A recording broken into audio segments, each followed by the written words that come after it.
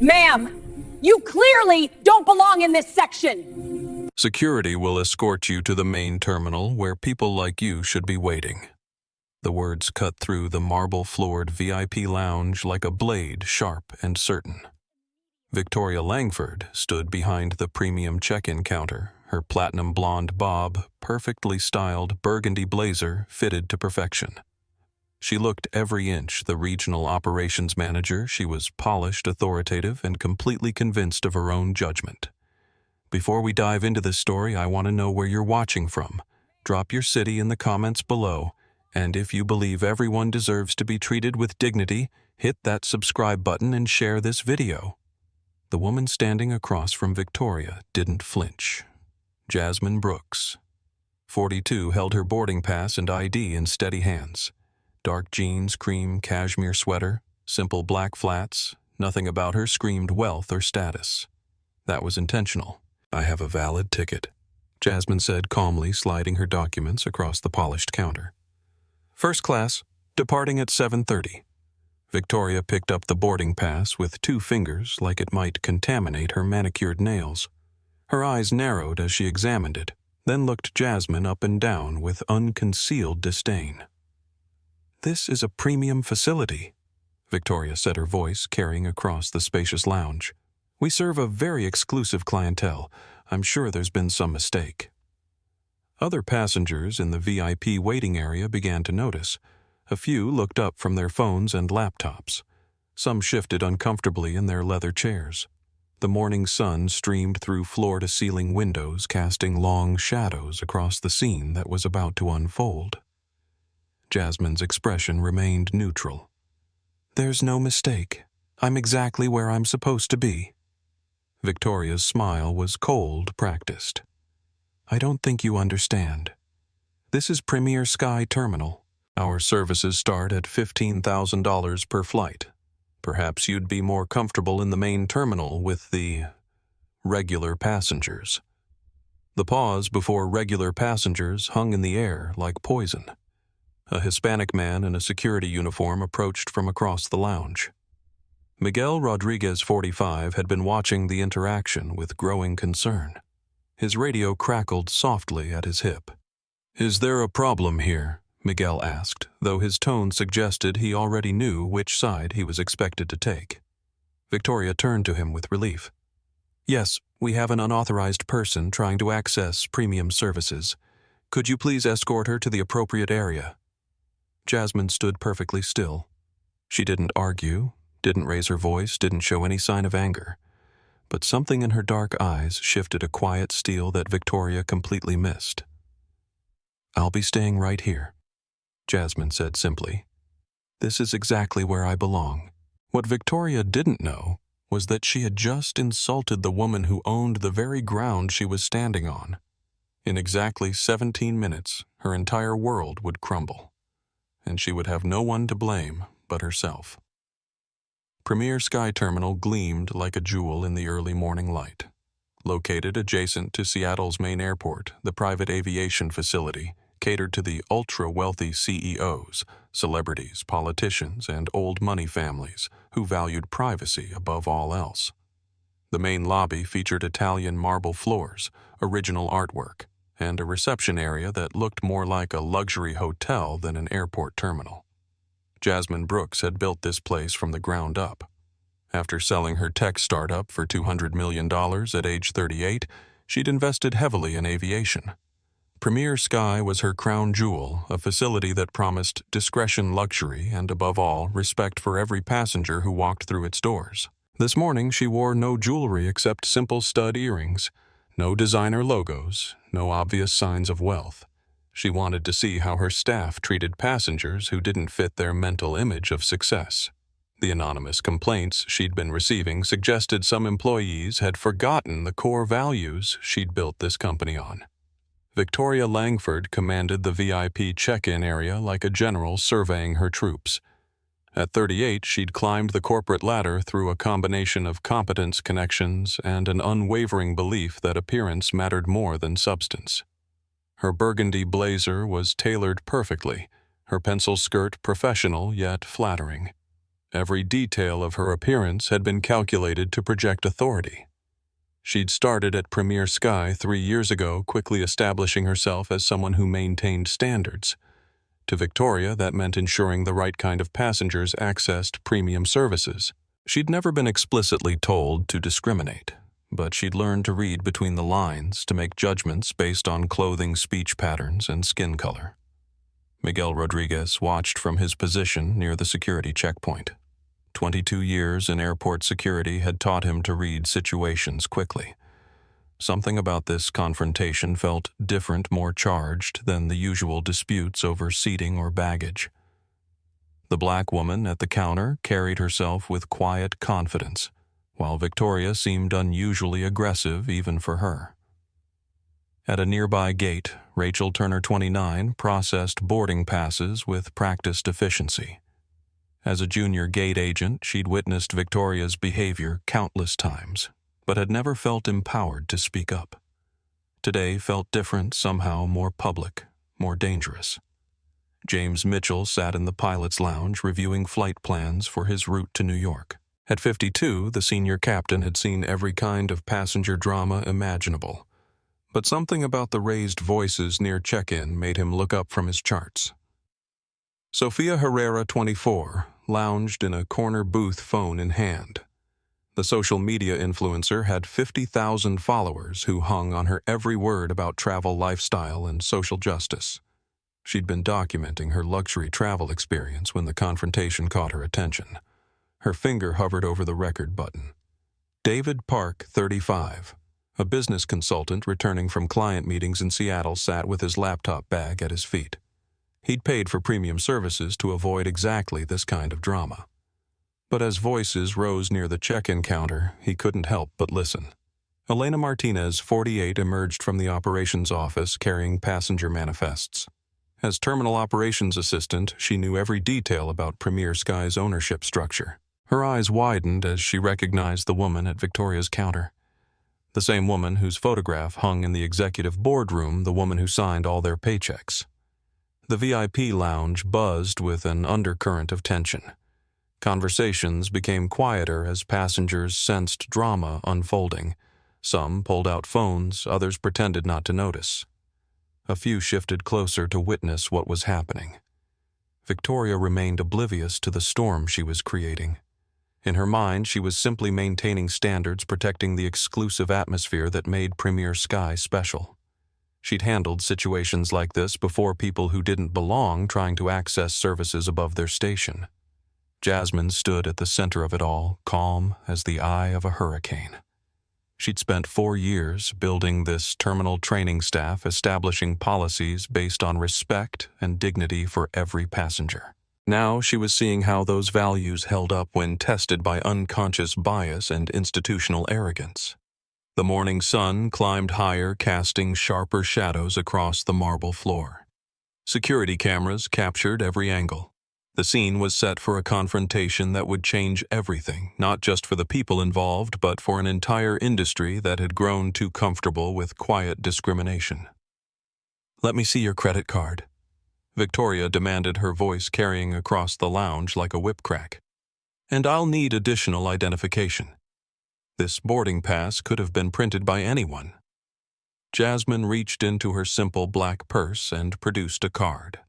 No flashy metal, no obvious prestige indicators, just a standard black card that Victoria examined with theatrical suspicion. "This doesn't look right," Victoria announced loudly. "Miguel, I think we have a situation here." Miguel approached reluctantly.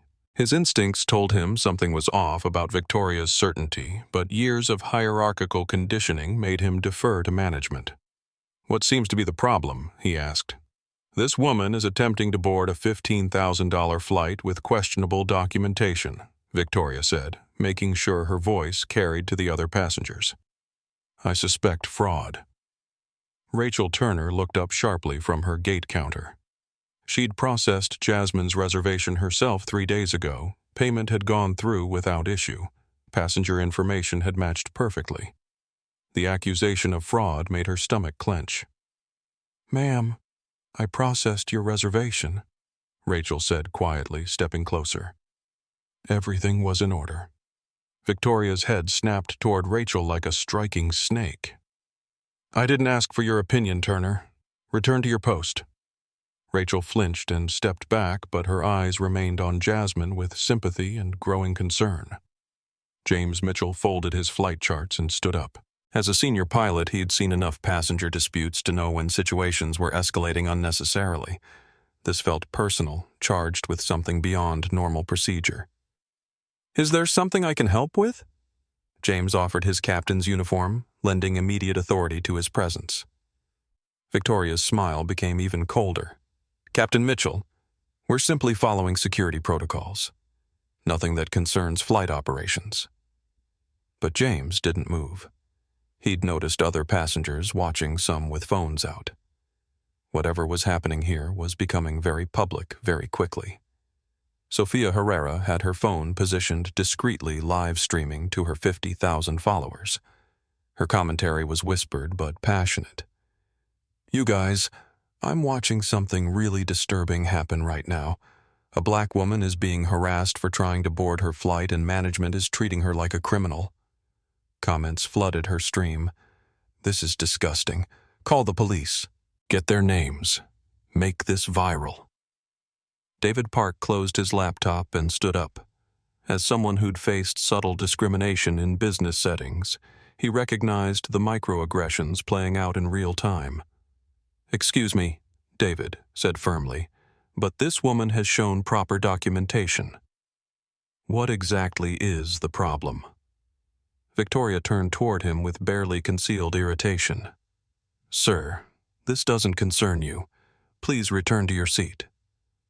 "Actually, it does concern me," David replied. "We're all passengers here, and we all deserve to be treated with respect." A murmur of agreement rippled through the nearby seating area. Other passengers were beginning to pay attention, and their expressions ranged from uncomfortable to outright disapproving of Victoria's behavior. Elena Martinez stood frozen near the operations desk, clutching her passenger manifests. She knew she should speak up, knew she should identify Jasmine as the terminal owner, but fear of Victoria's retaliation kept her silent. "Ma'am, I'm going to need you to step aside while we verify your credentials," Victoria said to Jasmine, her voice now edged with frustration at the growing audience.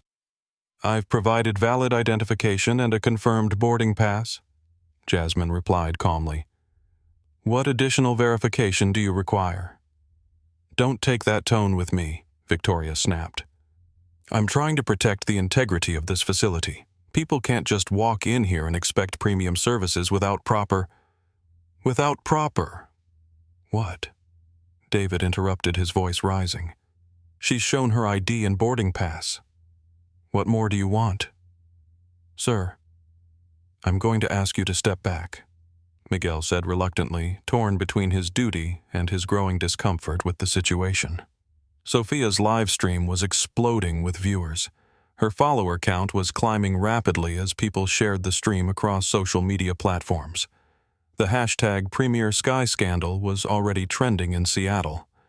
"This is being recorded," Sophia announced clearly. "Everything that's happening here is being broadcast live to thousands of people." Victoria's face flushed.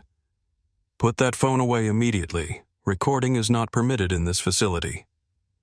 "Actually," James said quietly, "there's no posted policy prohibiting personal recording in public areas." The pilot's contradiction of Victoria's authority sent a shock through the confrontation. Other passengers began pulling out their own phones, documenting what they were witnessing. Rachel Turner made a decision that would change her career. She walked over to her computer terminal and pulled up Jasmine's reservation details.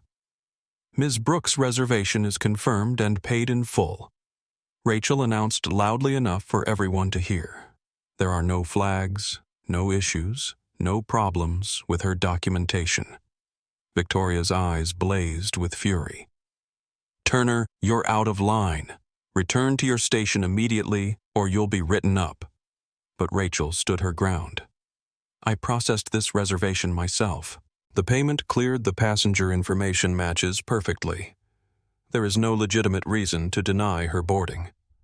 The crowd of onlookers was growing larger. Other passengers from different areas of the terminal were drifting over, drawn by the commotion. The atmosphere was becoming electric with tension. Jasmine remained perfectly still throughout the escalating confrontation. She made no dramatic gestures, raised no objections, showed no anger. She simply stood there, radiating quiet dignity while chaos swirled around her. "This is harassment," an elderly white woman said from her seat nearby. "Plain and simple harassment. Someone should call corporate," another passenger added. "Someone should call the news," Sophia said into her phone, her live stream now approaching 100,000 viewers. Victoria realized she was losing control of the situation, but her pride wouldn't let her back down. Instead, she doubled down on her position. "Security. I want this woman removed from the premises, immediately," she commanded, her voice shrill with authority and desperation. Miguel looked between Victoria and Jasmine, his radio heavy in his hand. Years of training told him to follow orders from management. But everything about this situation felt wrong, felt dangerous, felt like a career-ending mistake waiting to happen. The terminal had gone quiet except for the soft buzz of conversation and the occasional ping of social media notifications. Everyone was watching, waiting to see what would happen next. Jasmine finally spoke, her voice carrying clearly across the marble floor. "Are you absolutely certain this is the path you want to take?" David Park stepped forward, his business consultant instincts recognizing a crisis in progress. "This has gone far enough," he said firmly, addressing Victoria directly. "This woman has shown proper documentation. Her reservation is confirmed and she's been nothing but polite and professional. What you're doing is wrong." Victoria's perfectly applied makeup couldn't hide the flush creeping up her neck. "Sir, I've warned you once to stay out of this matter. This is a security issue that—" "No." David interrupted, his voice carrying the authority of someone accustomed to boardrooms and high-stakes negotiations. "This is a discrimination issue and everyone here can see it." Sophia's live stream had exploded to over 200,000 viewers, with comments flooding in from around the world. She held her phone steady, capturing every moment while providing real-time commentary. "You guys, this is insane," she whispered to her audience. "This woman has done absolutely nothing wrong and she's being treated like a criminal. The business consultant is standing up for her and the gate agent confirmed her reservation is legitimate." The comment section was on fire. "Call the ACLU. Get their badge numbers. This is going viral. Justice for this woman." James Mitchell, the senior pilot, moved closer to the confrontation. His captain's uniform commanded respect throughout the aviation industry, and his presence shifted the dynamic in the room. Ms. Langford James said quietly, "I've been flying for 28 years. I've seen every kind of passenger situation imaginable. This isn't about security or procedure. This is something else entirely." Victoria's eyes narrowed. "Captain, I don't appreciate the implication. I'm following established protocols." "What protocols?" Rachel Turner interrupted, her voice stronger now that others were speaking up. "I've worked here for 2 years, and there's nothing in our manual about additional verification for passengers who present proper documentation." A ripple of support moved through the growing crowd. An elderly Hispanic woman in an expensive coat nodded approvingly. A young white couple whispered to each other, clearly disturbed by what they were witnessing. Miguel stood frozen, his hand hovering near his radio. Every instinct told him this situation was spiraling out of control, but Victoria was his supervisor. Going against her could cost him his job. Elena Martinez clutched the passenger manifests tighter, her knuckles white with tension. She knew Jasmine's identity, knew this was about to become a catastrophe for everyone involved, but speaking up meant risking Victoria's wrath. "I'm calling corporate," announced a well-dressed businessman from his seat across the lounge. He had his phone out, scrolling through contacts. "This is unacceptable behavior from airport staff." "Good," David said loudly. "Everyone should be calling. This needs to be documented and reported." Victoria's confidence began to waver as she realized how many people were now involved, how many phones were recording, how many witnesses were speaking against her. But her pride wouldn't let her retreat. "All of you need to mind your own business," she said, her voice rising to match her desperation. "This is a private facility, and we have the right to refuse service to anyone we deem, to anyone you deem what?" Sophia called out, her phone capturing Victoria's every word for her massive audience. "What exactly are you deeming about this woman that makes her unworthy of service?" The question hung in the air like a gauntlet thrown down. Everyone in the lounge understood the implication, understood what was really happening, understood that Victoria had just been challenged to say out loud what they all knew she was thinking. Victoria's mouth opened and closed without sound. She couldn't articulate her real reasoning without exposing the prejudice driving her actions. She doesn't fit our customer profile," Victoria finally managed. The words hit the room like a physical blow. Several passengers gasped audibly. Sophia's live stream exploded with outraged comments. "Customer profile," James repeated incredulously. "Are you actually saying what I think you're saying?" Rachel Turner felt something break inside her chest, the last vestige of respect for her supervisor, the final thread of willingness to stay silent in the face of injustice. "Our customer profile is anyone who can afford our services and treats our staff with respect," Rachel said clearly. "This woman has met both criteria. You're the one who's failed both tests." The crowd murmured approval. Someone started clapping slowly, and others joined in. The applause wasn't triumphant. It was somber, the kind of acknowledgement that comes when people witness someone take a stand against institutional prejudice. Victoria looked around the room wildly, suddenly realizing she was completely isolated. Every face looked back at her with expressions ranging from disappointment to disgust. "Miguel," she commanded desperately, "escort this woman out immediately, or you'll be written up alongside Turner." Miguel's hand moved to his radio, then stopped. He looked at Jasmine, who stood perfectly calm in the center of the storm, and then at Victoria, whose desperation was becoming ugly and obvious. Ma'am, Miguel said quietly to Victoria, "Maybe we should call your supervisor before we escalate this further." Victoria's eyes blazed. "I am the supervisor here. I'm in charge of this terminal." Elena Martinez finally found her voice. It came out as barely a whisper, but in the tense silence of the lounge, everyone heard it. "No, you're not." All heads turned toward Elena, who stood pale and trembling near the operations desk. "What did you say?" Victoria demanded. Elena's voice grew stronger. "I said you're not in charge of this terminal. You're just the regional operations manager for Skylink Airlines. You don't own this facility." The distinction might have seemed minor to some, but Elena's words carried a weight that made Victoria's face go white. "Who owns it doesn't matter," Victoria said, but her voice had lost its commanding edge. Elena looked directly at Jasmine, then back at Victoria. "Yes," she said quietly, "it really does." The tension in Premier Sky Terminal's VIP lounge had reached a breaking point. Victoria Langford stood isolated in the center of a crowd that had turned completely against her, while Jasmine Brooks remained perfectly calm, watching the situation unfold with the patience of someone who understood exactly how this would end. "I'm calling the police," Victoria announced, her voice cracking slightly. "This woman is trespassing, and all of you are interfering with airport security operations." Trespassing, David Park laughed bitterly. "She has a confirmed reservation and valid boarding pass. You're the one who should be worried about the police." Sophia's live stream had reached 500,000 viewers, with major news outlets beginning to pick up the story. Her phone buzzed constantly with notifications as the hashtag Premier Sky Scandal spread across social media platforms.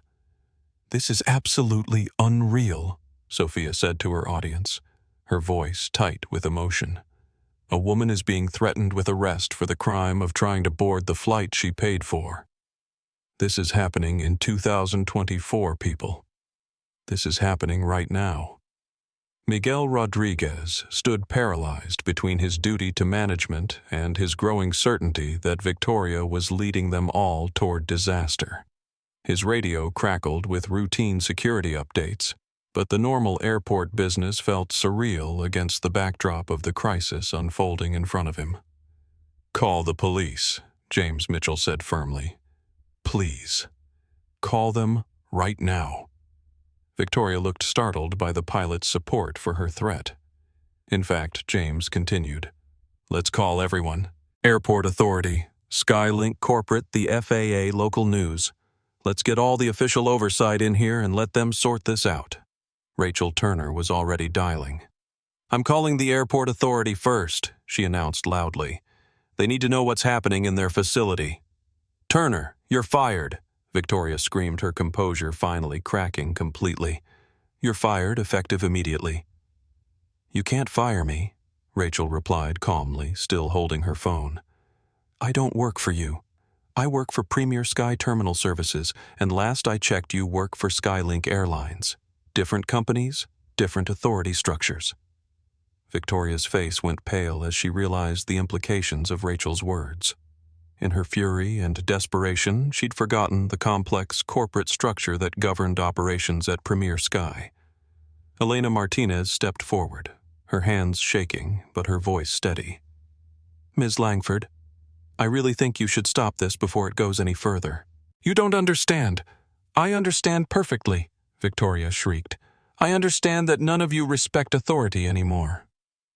I understand that political correctness has made it impossible to maintain standards." The words hung in the air like a toxic cloud. Several passengers recoiled visibly. Sophia's live stream chat erupted with outraged responses. An older white gentleman in an expensive suit stood up from his chair. "Ma'am, I've been coming to this terminal for 5 years. I've never seen behavior this unprofessional from staff. You're embarrassing yourself and this facility." "I'm embarrassing myself," Victoria laughed hysterically. "I'm the one trying to maintain the exclusivity that makes this place special. Without standards, without careful screening, this becomes just another common airport terminal." David shook his head in disgust. "Listen to yourself. Just listen to what you're actually saying." Jasmine finally spoke again, her voice carrying clearly across the marble floor. "Ms. Langford, are you absolutely certain you want to continue down this path? Because once certain words are spoken, certain actions taken, there's no walking them back." Something in Jasmine's tone made everyone in the room pause. There was no anger in her voice, no threat, just a kind of sad certainty that made Victoria hesitate for the first time.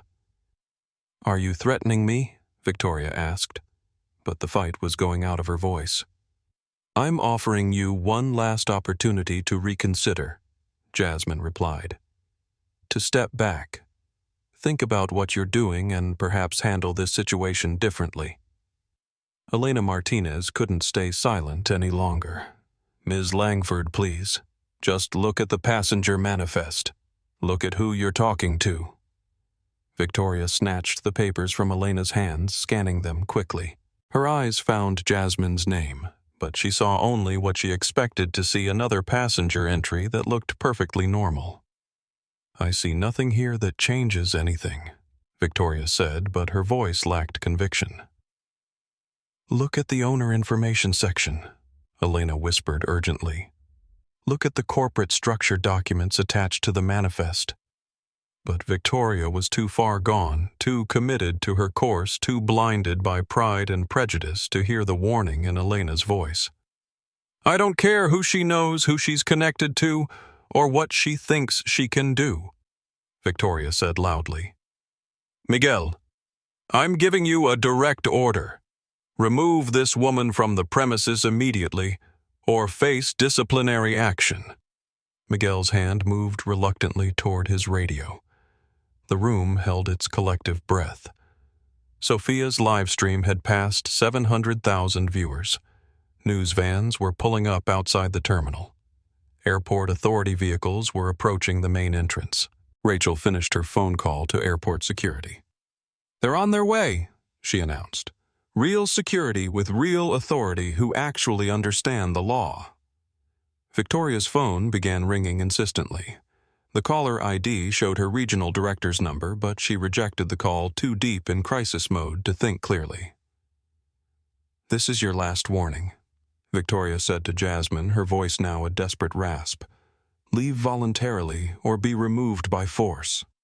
Jasmine looked around the room at the faces watching her, David's supportive determination, Rachel's brave defiance, James's professional concern, Sophia's fierce advocacy, Elena's desperate worry, Miguel's conflicted loyalty.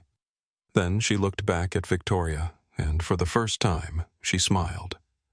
Ms. Langford Jasmine said quietly, "I think it's time you met the owner." The words meet. The owner rippled through the VIP lounge like an electric current. Victoria Langford's confident expression wavered for the first time, a flicker of uncertainty crossing her perfectly made-up features. What owner, Victoria asked, though something in her voice suggested she was beginning to understand that she'd made a terrible mistake. Elena Martinez stepped forward, her hands no longer shaking. She'd made her choice to speak the truth, and now there was no going back. The owner of Premier Sky Terminal, Elena, said clearly, "The person who built this facility, who employs all of us, who signs the checks that pay our salaries." Victoria looked around the room wildly. "The owner isn't here. Mr. Davidson is in Europe this month. Mr. Davidson sold his shares 3 years ago," Elena interrupted. "The current owner has been standing right in front of you this entire time." Sophia's live stream was approaching 1 million viewers, with major news networks beginning to broadcast live from the parking lot outside. Her phone was burning hot in her hand from the constant notifications.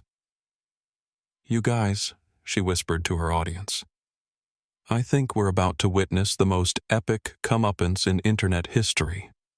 This woman has been harassing the actual owner of the terminal." The comments section was moving too fast to read, "No way. This is insane. She's so fired.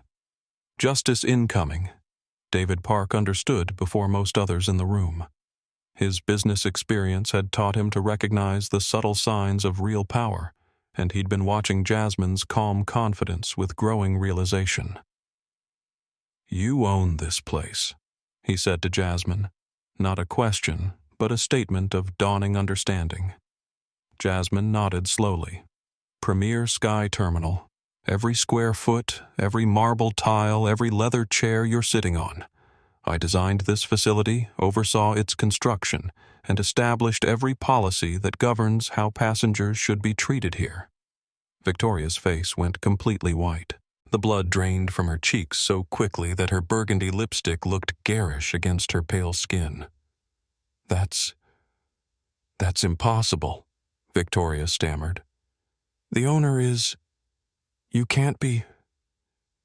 You don't look like..." She couldn't finish the sentence, but everyone in the room understood what she was trying to say. "I don't look like what Ms. Langford Jasmine asked quietly. I don't look like someone who could build a $200 million aviation facility. I don't look like someone who could revolutionize private air travel on the West Coast. What exactly don't I look like?" "Rachel." Turner felt tears welling up in her eyes, not from sadness, but from the pure satisfaction of watching justice unfold in real time. James Mitchell, the senior pilot, removed his captain's hat in a gesture of respect. "Ma'am, I had no idea.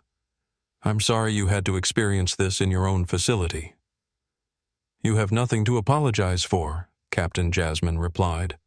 "You spoke up when it mattered. You stood for what was right." Miguel Rodriguez finally understood why his instincts had been screaming warnings throughout the entire confrontation.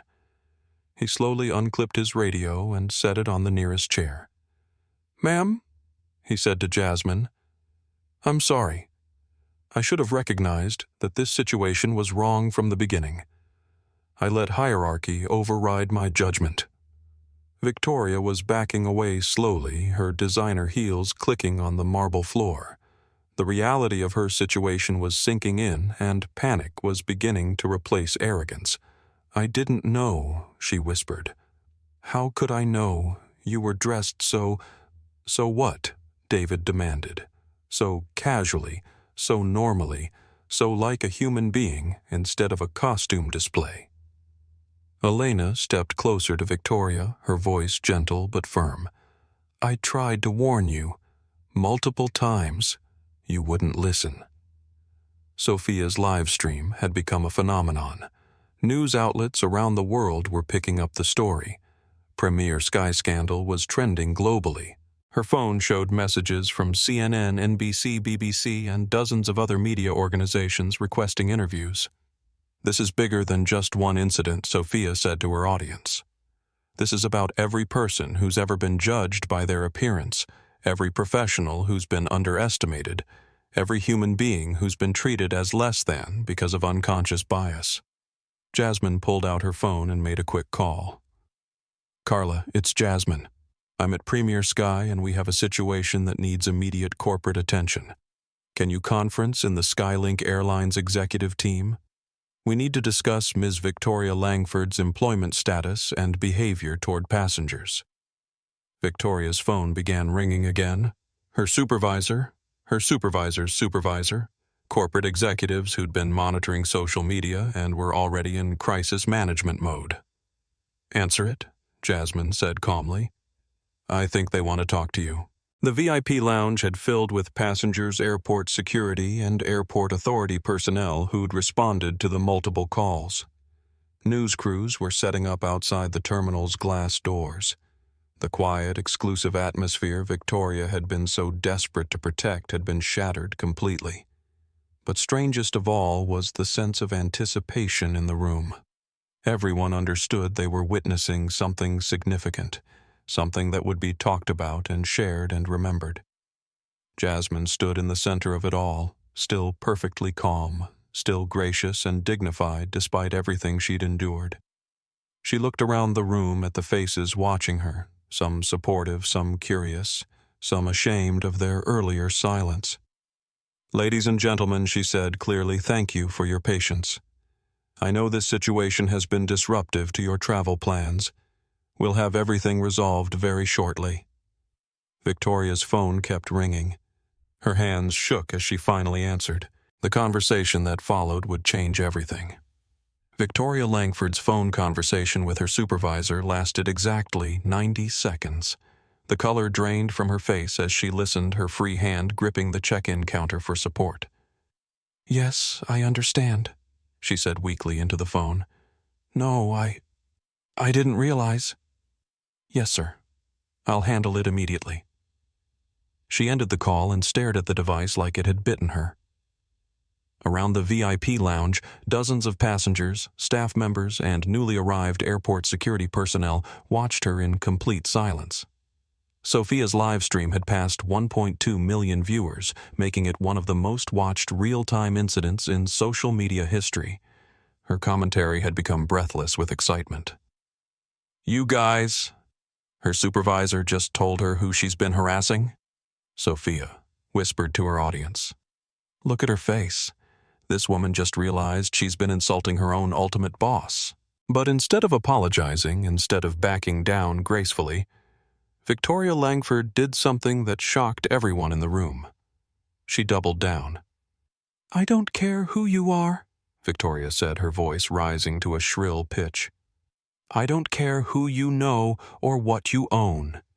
You came into this facility dressed inappropriately, acting suspiciously, and refusing to follow proper security protocols. As the on-duty manager, I have the authority to maintain standards. The silence that followed was deafening. Even Sophia stopped whispering commentary to her audience, too stunned by Victoria's continued defiance to speak. Jasmine Brooks regarded Victoria with something approaching pity. Ms. Langford, you just spoke with your supervisor. What exactly did they tell you? They told me you claim to own this terminal, Victoria replied, her voice cracking slightly. But I've seen scam artists before. I've seen people who make false claims about ownership and connections. Just because you have someone's phone number doesn't make you legitimate. David Park laughed bitterly. Are you actually suggesting she's running some elaborate con game? To what end? What could she possibly gain by pretending to own an airport terminal? Attention, Victoria said desperately. Social media fame, viral video content, the ability to play victim and get sympathy from people like you. Elena Martinez stepped forward holding a tablet displaying the terminal's corporate registration documents. Ms. Langford, would you like to see the legal ownership papers? The business license, the construction permits, all filed under Brooks Aviation Holdings with Jasmine Brooks as primary owner and CEO. Victoria snatched the tablet and scrolled through the documents frantically looking for any sign of fraud or deception. But the paperwork was official, detailed, and undeniably legitimate. These could be forged, Victoria said weakly, but her voice carried no conviction. Rachel Turner approached with her computer terminal wheeled over on a mobile cart. Here's the employee directory, she said, turning the screen toward Victoria. Jasmine Brooks, CEO and founder, employee ID number 0001. Your supervisor's number is 847. Your number 1247. She literally hired the person who hired the person who hired you. James Mitchell stepped forward, his captain's uniform lending gravity to his words.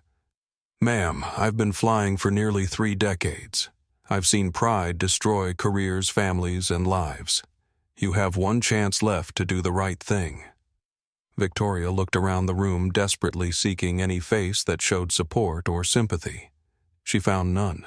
Passengers were recording with their phones. Staff members were shaking their heads in disgust. Security personnel were whispering among themselves about the unprecedented situation. You're all ganging up on me, Victoria said, her voice breaking. This is mob mentality. You're letting emotions override proper procedure. The proper procedure is to treat every passenger with dignity and respect, Jasmine said quietly. That's the foundation this terminal was built on. That's the first line in our employee handbook, which apparently you've never read. Sophia's live stream chat was exploding with increasingly outraged comments. Viewers were sharing the stream faster than the platform could track. Premier Sky scandal was trending not just nationally, but internationally. I need to see additional identification, Victoria said desperately, making one last attempt to maintain her authority. Corporate ownership documentation, official business registration, something that proves, Victoria. Elena interrupted gently. Her picture is hanging in the executive boardroom, the same boardroom where you attended orientation 3 years ago. Victoria's mouth opened and closed soundlessly. The memory was beginning to surface, a brief tour of executive offices, formal portraits of company leadership, a professional headshot of a black woman labeled as founder and CEO. She'd forgotten it completely, had never connected that formal portrait with the casually dressed passenger in front of her. Miguel Rodriguez finally found his voice. Ma'am, he said to Jasmine, I owe you an apology. I should never have threatened to escort you out. I let someone else's prejudice cloud my judgment. Miguel, you were put in an impossible position, Jasmine replied with genuine warmth. You handled it as well as anyone could under the circumstances. Victoria was spiraling now, grasping for any way to save face or maintain control. Even if you do own this terminal, that doesn't give you the right to disrupt operations, cause scenes, or interfere with security procedures. David Park stepped between Victoria and Jasmine, his business consultant instincts recognizing dangerous desperation. She hasn't disrupted anything. She presented proper documentation, answered your questions politely, and stood quietly while you created this entire scene. She refused to comply with additional verification requests, Victoria protested. Because those requests were discriminatory and had no basis in actual policy, Rachel said firmly. I've processed thousands of passenger reservations, and I've never seen someone subjected to the treatment you gave her. Victoria's phone rang again. This time, the caller ID showed the airport authority director. Her hands shook as she answered. Ms. Langford, this is Director Stevens. I need you to step aside immediately and allow our personnel to resolve this situation. Do not speak to any media, do not make any additional statements, and report to my office within the hour." Victoria ended the call and looked around the room one final time. Her perfectly styled appearance was beginning to show cracks. Her makeup was smudged from stress. Her hair was slightly disheveled. Her hands were trembling visibly. "This isn't over," she said quietly to Jasmine. "This isn't over." Jasmine's response was gentle but final. "Yes, Victoria, it is." As airport authority personnel took charge of the situation, the VIP lounge transformed from a site of confrontation into something resembling a community meeting. Passengers who had witnessed the incident refused to simply return to their seats and forget what they'd seen. David Park had appointed himself as an unofficial spokesperson for the passenger witnesses. "We need to make sure this gets documented properly," he told the growing group. "Every person who saw what happened needs to give a statement. I've got everything recorded." Sophia said, her phone still streaming live to an audience that had swelled past 1.5 million viewers. From the very beginning, when she accused this woman of not belonging here, an elderly white woman in an expensive coat approached Jasmine directly. "Dear, I want you to know that what happened here today is absolutely unacceptable. I've been flying private for 40 years, and I've never seen anything so disgraceful." "Thank you," Jasmine replied warmly. "Your support means more than you know." James Mitchell organized the airline crew members who had witnessed the incident. As pilots and flight attendants, we have a responsibility to speak up about discrimination in aviation. This can't be allowed to continue anywhere in the industry. A young Hispanic couple who had been quietly observing from across the lounge approached hesitantly. "Ma'am, we wanted to say we're sorry this happened to you," the woman said, "and we want to help however we can." Rachel Turner was coordinating with airport authority personnel, providing documentation and witness contact information. "I want to make sure everyone understands that this wasn't a misunderstanding or a communication breakdown," she told the investigating officer. "This was clear, deliberate discrimination. Miguel Rodriguez had removed his security badge and was speaking quietly with his supervisor who had arrived on scene. Sir, I need to be completely honest about what happened here. Ms. Langford's behavior was inappropriate from the very beginning, and I should have intervened sooner." Elena Martinez was being interviewed by investigators providing detailed background about the terminal's ownership structure and employee policies. Ms. Brooks established very clear guidelines about passenger treatment, Elena explained. Dignity, respect, and equal service regardless of appearance or background. Ms. Langford violated every one of those principles. Sophia's live stream had become a phenomenon beyond just social media. News organizations around the world were monitoring the feed and requesting permission to broadcast excerpts. Her phone buzzed constantly with interview requests from major networks. "What you're witnessing here," Sophia said to her audience, "is bigger than just one incident. This is about every person who's been made to feel like they don't belong, every professional who's been underestimated, every human being who's faced discrimination." A businessman in an expensive suit approached the group gathering around Jasmine. "I'm an attorney," he said, offering his business card. "If you decide to pursue legal action over this incident, I'd like to help." "I appreciate that," Jasmine replied, "but I'm more interested in making sure this never happens again than in punishment." David nodded approvingly. "That's exactly the right attitude. Change the system, don't just punish individuals." An airport authority investigator approached Jasmine respectfully. "Ma'am, we're conducting formal interviews with all witnesses. Would you be willing to provide a statement about what occurred?" "Of course," Jasmine said. "I want everything documented thoroughly." A young black woman who worked as a gate agent for another airline had heard about the incident and sought permission to enter the VIP lounge. "Ma'am, I just wanted to thank you," she said tearfully to Jasmine, "for standing up, for not backing down, for showing that we belong wherever we choose to be." The encounter brought tears to several onlookers' eyes. The personal impact of the incident was becoming clear. This wasn't just about one woman being mistreated, but about representation and dignity for everyone who had ever felt excluded. James Mitchell was speaking with his airline's corporate office, ensuring they understood the situation and their crew's response. "We stood up for what was right," he told his supervisor, "and I'd do it again in exactly the same way." Rachel Turner was being praised by passengers for her courage in speaking up despite Victoria's authority over her. "I couldn't stay silent," Rachel said simply. "Some things are more important than job security." A travel blogger who had been working in the corner booth approached Sophia. "Would you be willing to do a joint interview about what you witnessed? This story needs to reach as many people as possible." "Absolutely," Sophia agreed. "But let's make sure we focus on the real issues: discrimination in travel, the courage it takes to speak up, and the importance of allies." Elena Martinez was crying softly as she spoke with other terminal employees who had arrived to support her. "I was so scared to say something," she admitted, "but watching her stand there so calmly, so dignified, while being treated so poorly, I couldn't let it continue."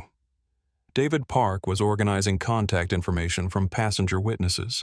"We all have a responsibility to make sure our voices are heard," he told the group. "This can't be allowed to become just another viral video that people forget about in a week." An older Hispanic man who had been quietly observing from his seat finally approached Jasmine. "Senora, my wife and I have experienced situations like this before. Not as severe, but the same underlying disrespect." "Thank you for handling it with such grace." Jasmine was surrounded by supporters, but she remained focused on the broader implications of what had occurred. "This isn't about me personally," she told the gathered crowd. "This is about creating an environment where everyone is treated with dignity, regardless of how they look or what assumptions people make about them." Miguel Rodriguez approached the group hesitantly. "Ma'am, I know I was part of the problem initially. Is there anything I can do to help make this right, Miguel?" "You recognized when something was wrong and you adjusted your position," Jasmine said kindly. "That takes character. Help us make sure the training and policies are better so other security personnel don't face the same difficult situation." The VIP lounge had become a meeting ground for people from different backgrounds, different experiences, but united in their recognition that they had witnessed something significant. The incident was becoming a catalyst for broader conversations about respect, dignity, and equality in public spaces. Sophia's live stream had evolved from documentation of discrimination into a forum for discussion about solutions and change. Her audience was engaged in serious conversations about how to address bias and support victims of discrimination. "This is what community looks like," Sophia said to her viewers. "When people see injustice and choose to speak up, choose to stand together, choose to demand better." As airport authority investigators continued their work and Victoria Langford was escorted to an office for formal questioning, the passengers and staff who had witnessed the incident remained united in their commitment to ensuring the truth was told and changes were made. The incident had lasted less than an hour, but its impact was already spreading far beyond Premier Sky Terminal. The first sign that the Premier Sky incident had reached corporate boardrooms came when James Mitchell's phone rang during his interview with airport authority personnel. The caller ID showed Skylink Airlines' chief operations officer, not his direct supervisor, but the executive 3 levels above that. "Captain Mitchell, this is COO Bradley Richardson. I understand you were present during an incident involving one of our regional managers and a passenger at Premier Sky Terminal." "Yes, sir," James replied, stepping away from the investigation area for privacy. Ms. Victoria Langford was treating a passenger in a completely inappropriate manner. Multiple crew members and passengers witnessed discriminatory behavior. "Captain, I need you to understand that this incident is being monitored at the highest levels of our organization. The passenger in question is Jasmine Brooks, the owner of Premier Sky Terminal and one of our most important business partners. Ms. Langford has potentially damaged a relationship worth hundreds of millions of dollars." James felt his stomach drop. While he'd suspected Jasmine was someone important, the full financial implications of Victoria's behavior were staggering. Sir, I documented everything I witnessed. Multiple passengers recorded the entire confrontation. Ms. Langford's behavior was inexcusable regardless of who the passenger was. But knowing the business relationship makes it even worse. Captain, I want you to know that your professional conduct during this incident will be noted positively in your personnel file. Corporate appreciates crew members who stand up for our values. Meanwhile, Rachel Turner was receiving a very different kind of phone call. Her direct supervisor at Premier Sky Terminal Services was calling to check on her status. Rachel, I'm hearing reports that you stood up to a Skylink manager who was mistreating a passenger. Is that accurate? Yes, ma'am. Ms. Langford was accusing a passenger of fraud without any basis, making discriminatory comments and trying to have her removed from the terminal. I couldn't stay silent. Good. I want you to know that Premier Sky Terminal Services commends employees who uphold our values of dignity and respect. Ms. Langford had no authority over you or your employment, and you were right to stand your ground. Rachel felt relief flood through her body. She'd been prepared to lose her job for doing the right thing, but instead she was being praised for her integrity. Sophia's live stream had caught the attention of major news networks, but more importantly, it had reached social media influencers and activists with massive platforms. Her phone was buzzing with collaboration requests and interview opportunities. I'm getting messages from journalists, civil rights organizations, and other influencers, Sophia reported to her audience. This story is spreading faster than anything I've ever posted. Premier Sky scandal is trending worldwide. David Park was being contacted by his own company's diversity and inclusion department. As a business consultant who specialized in organizational behavior, his employer wanted to understand his perspective on the incident. This wasn't subtle bias or microaggressions, David explained to his colleague via phone. This was overt discrimination clearly motivated by racial prejudice. The woman being targeted handled it with incredible grace and dignity. Elena Martinez received the most surprising call of all. Jasmine Brooks personally contacted her office line to thank her for speaking up. Elena, I know it took courage to contradict your supervisor in front of all those people. I want you to know that your integrity and bravery will be remembered and rewarded. Ms. Brooks, I'm just sorry it took me so long to find my voice. I knew what was happening was wrong from the very beginning. Elena, you spoke up when it mattered most. That's what counts. Miguel Rodriguez was having a very different experience. His security supervisor had arrived on scene and was conducting a formal review of his actions during the incident. Miguel, you were placed in an extremely difficult position. Your incident report will note that you showed restraint and professionalism under pressure from a supervisor who was clearly acting inappropriately. Sir, I should have recognized sooner that Ms. Langford's behavior was wrong. I let hierarchy override my judgment. Miguel, the review board understands that security personnel often face conflicting orders. Your decision to ultimately de-escalate rather than follow through with inappropriate removal orders shows good judgment. The financial implications of the incident were becoming clearer as corporate executives began calculating potential damage. Premier Sky Terminal generated approximately $50 million annually in revenue for Skylink Airlines through their partnership agreement. Victoria Langford's behavior had potentially jeopardized one of their most profitable business relationships. Skylink's CEO personally called Jasmine Brooks to apologize and discuss damage control measures. Ms. Brooks, I want to personally apologize for the unconscionable behavior of our employee. Ms. Langford's actions do not represent our company's values or policies. I appreciate the call, Jasmine replied. But I'm more interested in understanding how this behavior was allowed to develop and what changes will be implemented to prevent future incidents. We're conducting a comprehensive review of all regional management practices. Ms. Langford will be terminated immediately, and we're implementing additional training and oversight measures. Termination isn't enough, Jasmine said firmly. I want to see structural changes that address the root causes of discriminatory behavior, not just punishment after the fact. The conversation marked a turning point. What had started as a customer service incident was evolving into a corporate restructuring discussion. Victoria Langford sat in the airport authority director's office, finally beginning to understand the magnitude of her mistake. Her phone had been ringing constantly with calls from corporate executives, human resources personnel, and crisis management specialists. Ms. Langford, you've created a situation that has damaged relationships between multiple organizations, Director Stevens explained.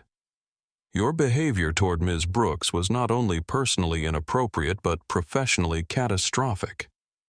I didn't know who she was, Victoria said weakly for perhaps the 10th time. That's exactly the problem, Stevens replied.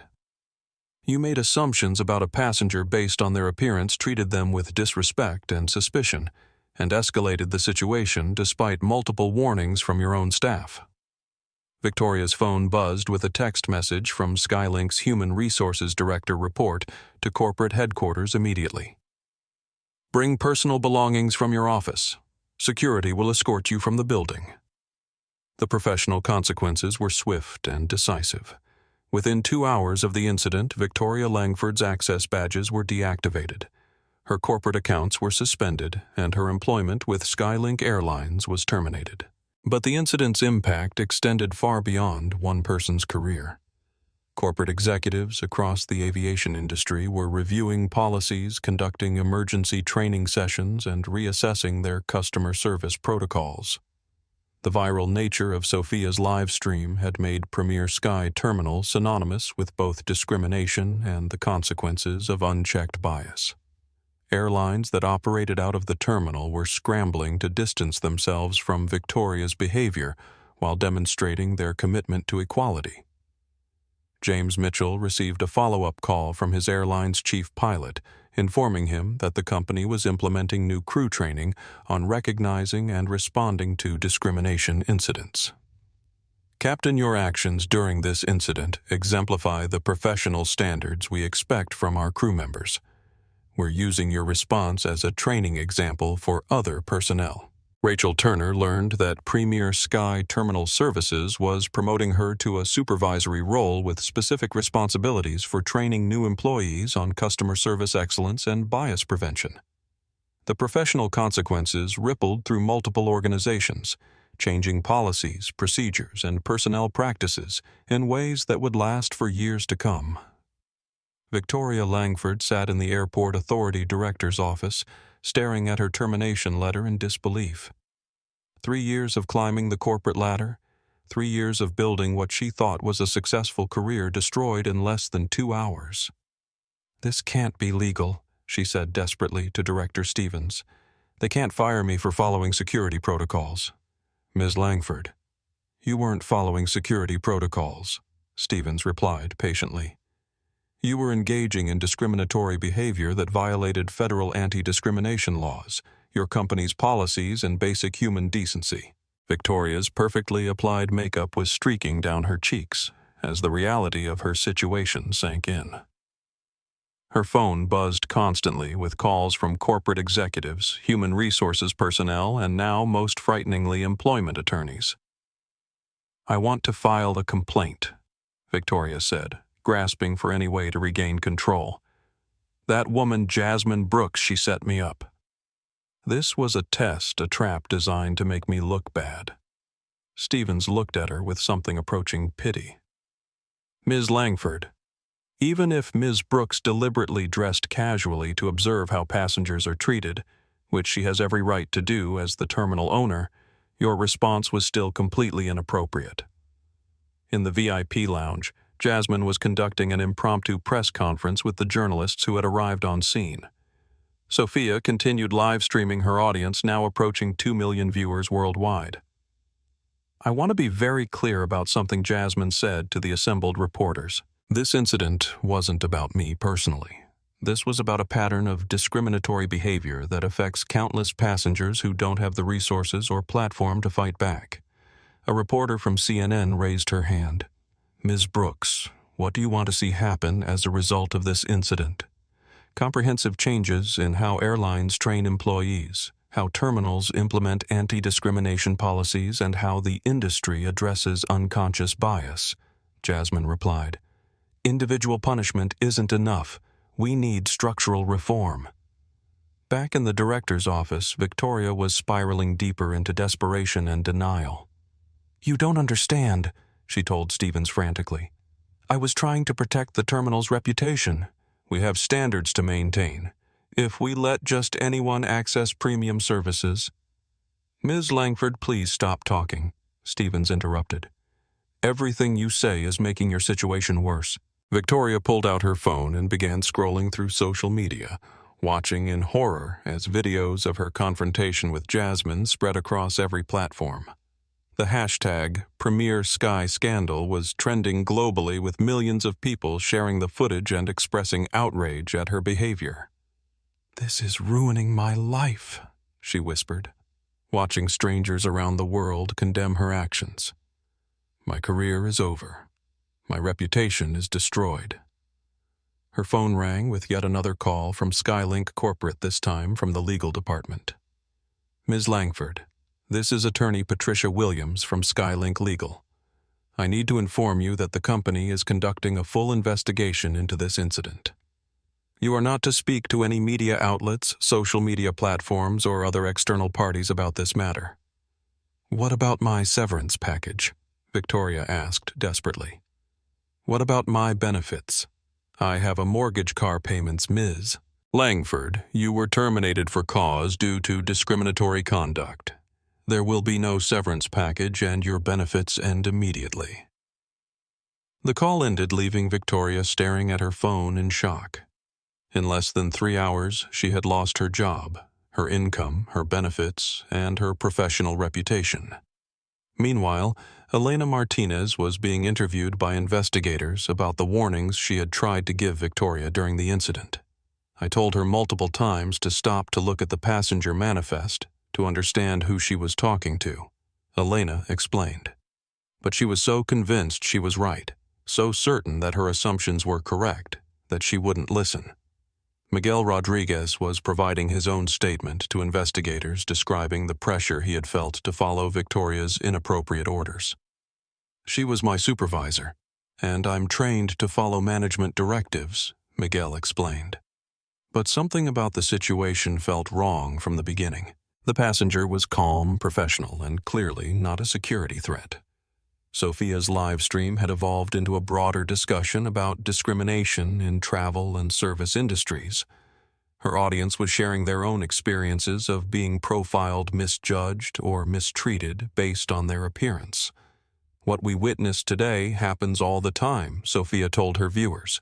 But usually it happens to people who don't have the power or platform to fight back. Today, the person being discriminated against happened to own the building. David Park was being interviewed by business journalists about the corporate implications of the incident. This demonstrates the financial cost of discrimination, David explained. Victoria Langford's behavior potentially damaged a business relationship worth hundreds of millions of dollars.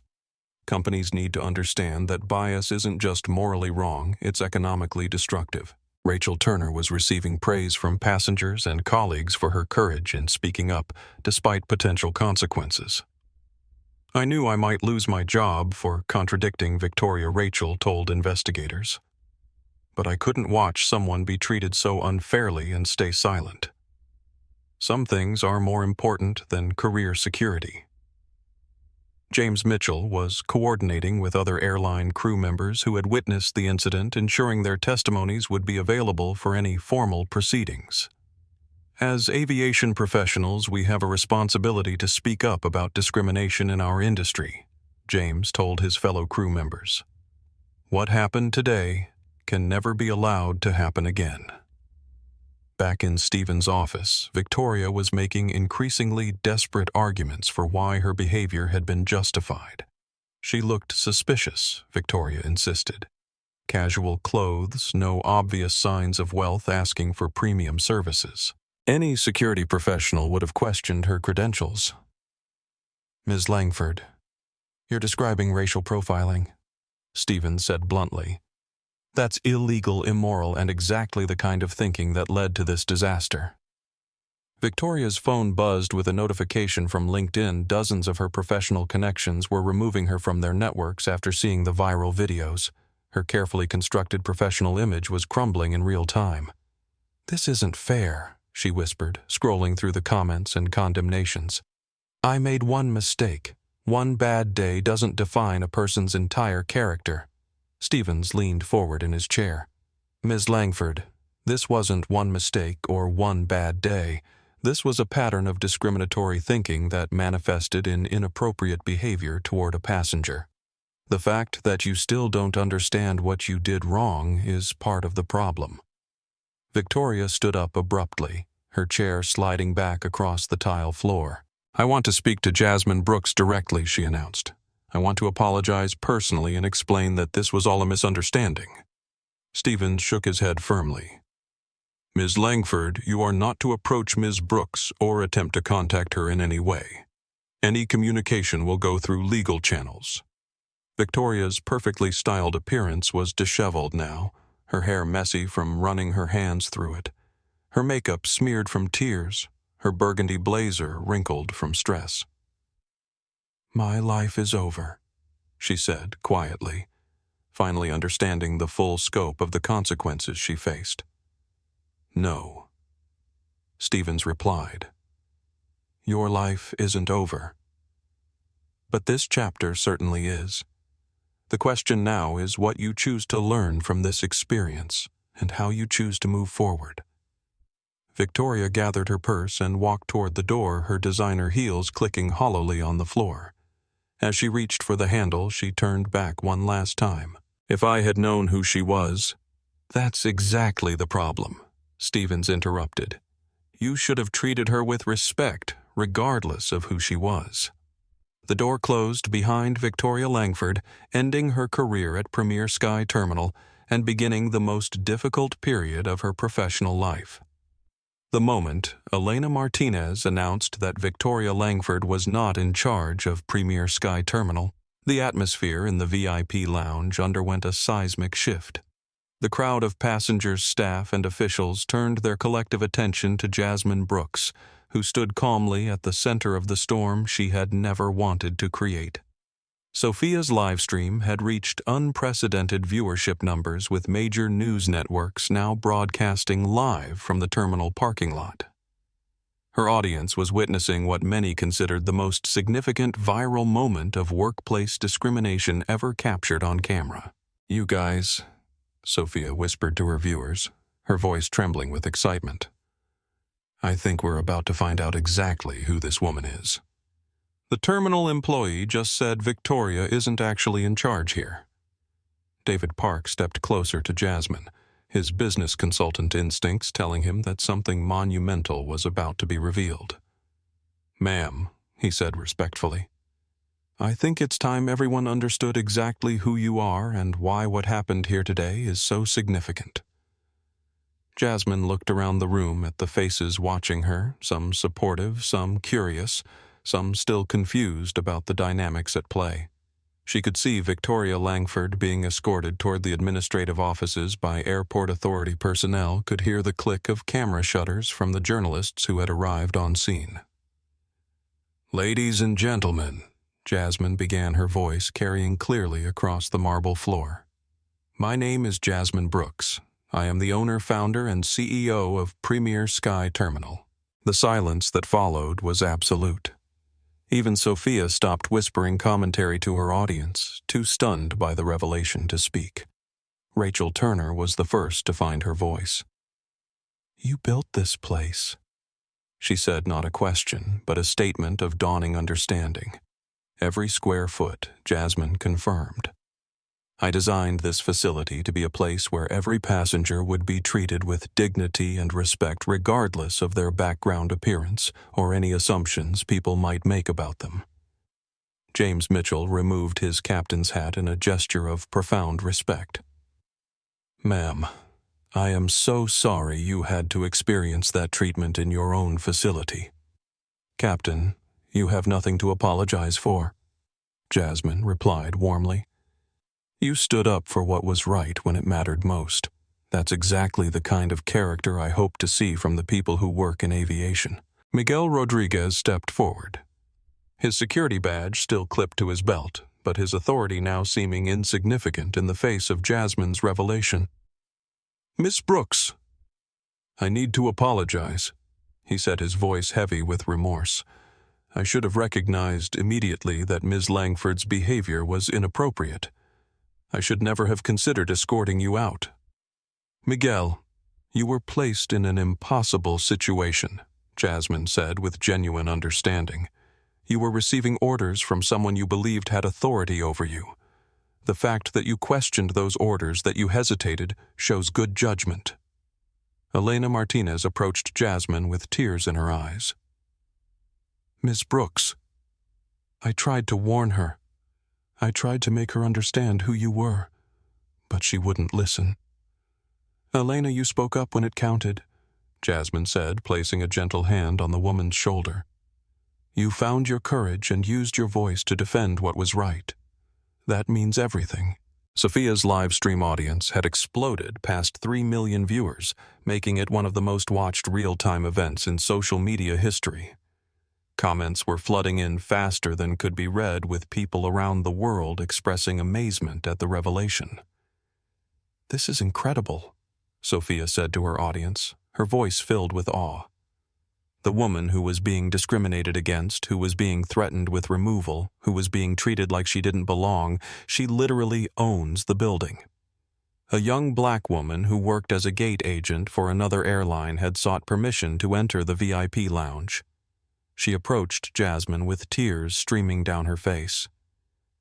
Ma'am, thank you, she said through her emotion. Thank you for not backing down, for showing that we belong wherever we choose to be, for proving that dignity and grace are more powerful than ignorance and prejudice. The encounter brought tears to many observers' eyes. The personal impact of Jasmine's revelation was becoming clear. This wasn't just about one incident of discrimination, but about representation, dignity, and the power of quiet strength in the face of injustice. David Park addressed the gathered crowd. I want everyone here to understand what we just witnessed. This wasn't just discrimination against a passenger. This was an employee attempting to remove the owner from her own property based solely on racial prejudice. An elderly white gentleman in an expensive suit stood up from his chair across the lounge. In 40 years of business, I've never seen anything quite like this. The grace you've shown under such circumstances is remarkable, Ms. Brooks. Thank you, Jasmine replied. But I want everyone to understand that this kind of treatment shouldn't require ownership or wealth to be considered unacceptable.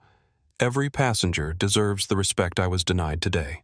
A reporter from CNN who had gained access to the terminal approached with her camera crew.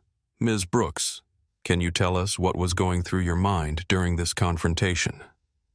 Sadness, Jasmine answered honestly. Sadness that despite all the progress we've made, despite all the policies and training and good intentions, unconscious bias still runs so deep that an employee could look at me and immediately assume I didn't belong in a space I created. Rachel Turner was being praised by passengers for her courage in defending Jasmine despite Victoria's authority over her. I didn't know who she was. Rachel explained to the gathering crowd, but I knew what was happening was wrong. You don't need to know someone's identity or status to recognize that they deserve basic human dignity.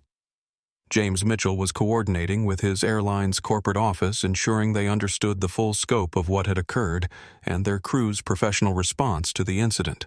This is going to change how the entire industry handles discrimination training, James told his supervisor over the phone. What we witnessed today will become a case study in corporate training programs for years to come. Airport authority personnel were documenting every aspect of the incident, understanding that this would likely become a legal case study as well as a viral phenomenon. Ms. Brooks, we'll need a complete statement from you about the incident. the investigating officer said respectfully. This will likely be referenced in policy changes across the aviation industry. I'll provide whatever documentation you need, Jasmine confirmed. But I want to be clear that my goal isn't punishment, it's prevention. I want to ensure this never happens to anyone else. Sophia's live stream had become a cultural phenomenon, with celebrities, politicians, and civil rights leaders sharing the video and commenting on its significance. What you're witnessing, Sophia told her massive audience, is bigger than just one incident. This is about every person who's been made to feel like they don't belong, every professional who's been underestimated, every human being who's faced discrimination, but didn't have the platform to fight back. Elena Martinez was being interviewed by journalists about her role in trying to prevent the escalation. I knew from the moment I saw her that this was going to end badly for Ms. Langford. Elena explained. Ms. Brooks comes to the terminal occasionally, always dressed casually, always treating everyone with respect. She's everything Ms. Langford claimed to value but couldn't recognize. The revelation of Jasmine's identity had transformed the incident from a customer service failure into a broader conversation about power privilege bias and the cost of making assumptions about people based on their appearance. As news crews set up outside the terminal and social media exploded with reactions, Jasmine stood at the center of it all, calm, dignified, and focused not on personal vindication, but on creating lasting change. This is about more than just one person's bad judgment, she told the gathered crowd. This is about creating a culture where everyone is treated with dignity, where bias is confronted rather than ignored, and where speaking up for what's right is valued more than maintaining false harmony. The identity revelation had changed everything, but Jasmine's focus remained steadfast, turning a moment of discrimination into a movement for change. Within minutes of Jasmine's identity revelation, the Premier Sky Terminal VIP lounge became the epicenter of a media frenzy that would reshape conversations about discrimination across multiple industries. Sophia's live stream had surpassed 4 million viewers, crashing her platform's servers twice, as people around the world shared the unprecedented footage. Major news networks were broadcasting live from the terminal, with helicopters circling overhead and satellite trucks lining the parking lot. This is the most viral workplace discrimination incident in history, Sophia announced to her audience, her voice hoarse from hours of continuous commentary. The hashtag Premier Sky Scandal is trending in over 40 countries. Victoria Langford was escorted from the airport authority director's office by security personnel. Her professional access badges, already deactivated, her corporate accounts suspended. As she passed the VIP lounge windows, passengers inside could see her pale, devastated expression through the glass. Her career in aviation is finished, David Park observed sadly. No airline will hire someone with this kind of viral discrimination incident attached to their name. Skylink. Airlines' stock price had dropped 3% in after-hours trading, as investors worried about the financial implications of the incident. The company's crisis management team was working frantically to distance the organization from Victoria's behavior. Rachel Turner received a call from Premier Sky Terminal's Human Resources Director, informing her that she was being promoted to Passenger Services Supervisor with immediate effect and a substantial salary increase. Your courage in speaking up despite potential consequences exemplifies the values this terminal was built on, the HR director told her. Miguel Rodriguez was reassigned to training duties, where he would help develop new protocols for security personnel facing conflicting orders from supervisors engaged in inappropriate behavior. Elena Martinez became the terminal's new customer experience coordinator, with specific responsibilities for implementing bias prevention training and passenger advocacy programs. James Mitchell was contacted by 3 different airlines, offering him executive positions, impressed by his professional leadership during the crisis. Federal aviation authorities announced they would be conducting a comprehensive review of passenger rights policies at private terminals across the country, using the Premier Sky incident as a catalyst for industry-wide reform. Civil rights organizations reached out to Jasmine, offering support and requesting her participation in broader anti-discrimination initiatives. This incident will become a turning point, predicted Dr. Maria Gonzalez, a discrimination law expert interviewed by CNN. When the owner of a facility experiences discrimination in her own building, it forces the entire industry to confront uncomfortable truths about bias and assumption-making. Within 6 hours of the incident, Premier Sky Terminal had received over 200 messages of support from passengers, advocacy organizations, and other business leaders. Skylink Airlines' CEO issued a public apology and announced the implementation of mandatory bias training for all employees, with the program to be developed in consultation with Jasmine Brooks herself. The immediate fallout had transformed a single incident of discrimination into an industry-wide reckoning with bias privilege and the power of speaking truth to authority. The conference room at Premier Sky Terminal's administrative offices had been hastily converted into a crisis management center. Within 4 hours of the incident, representatives from Skylink Airlines, the Federal Aviation Administration Airport Authority, and multiple news organizations had gathered to address the immediate fallout from Victoria Langford's discriminatory behavior. Jasmine Brooks sat at the head of the polished conference table, still wearing her casual jeans and cashmere sweater, but now everyone in the room understood exactly who they were dealing with. The transformation in how she was treated was immediate and profound. Ms. Brooks, on behalf of Skylink Airlines, "I want to offer our most sincere apology," said CEO Robert Harrison, who had flown in personally from corporate headquarters. "Ms. Langford's behavior was completely unacceptable and does not represent our company's values." "Mr. Harrison, I appreciate your prompt response," Jasmine replied calmly. "But I'm more interested in understanding how this behavior was allowed to develop and what structural changes you'll implement to prevent future incidents." The Skylink legal team had prepared termination papers for Victoria Langford, effective immediately with no severance package due to termination for cause. They also presented a comprehensive plan for bias training and policy reform. "We're implementing mandatory sensitivity training for all customer-facing employees," explained Chief Human Resources Officer Patricia Valdez.